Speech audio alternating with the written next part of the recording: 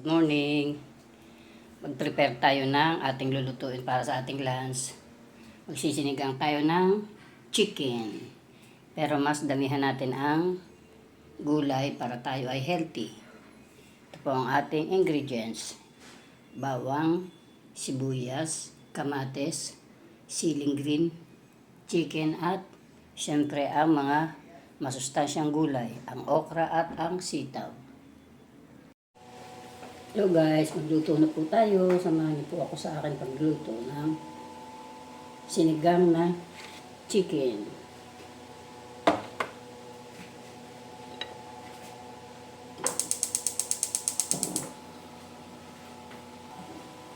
Yan guys, tingnan natin kung mainit na. Pwede na.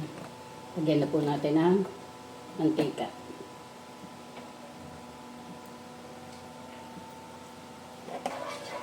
Unahin na po natin ang onion. Sunod po natin ang bawang.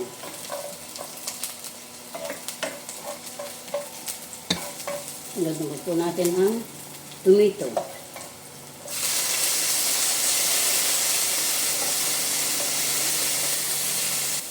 Kapag luto na po ang kamatis, atin na po siyang liligisin. Puro na natin ang chicken.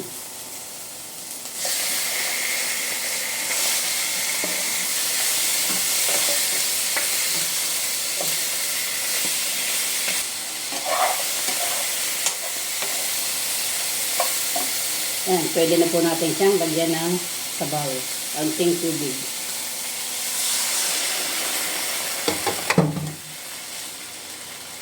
Inabaw po natin ang style ngayon ng aking pagsisinigang. Titingnan ko kung ano kung alin ang mas masarap. Yung una kong dating ginagawang pagluluto ng sinigang o itong bago. Takpan po natin. Siyempre po, hindi mawawala ang ating pampasarap at pampaasim ang Knorr sinigang original flavor. Ito po ang lagi natin gamit. Lagi po tayo nitong may stock. Maglalagay din po tayo ng Knorr chicken cubes para lalong sumarap ang ating lulutuin.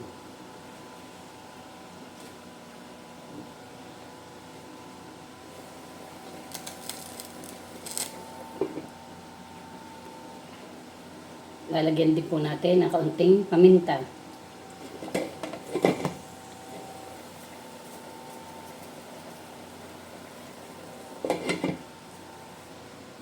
At isusunod na natin ang ating siling green para siya ay lalong masarap at mabango.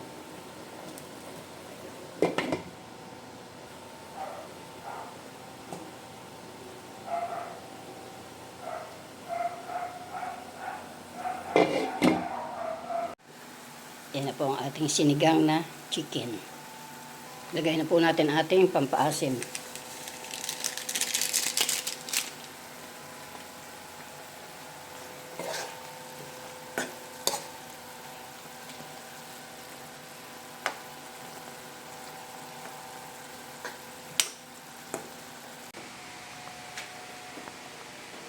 Titikman na natin ang ating sinigang na chicken.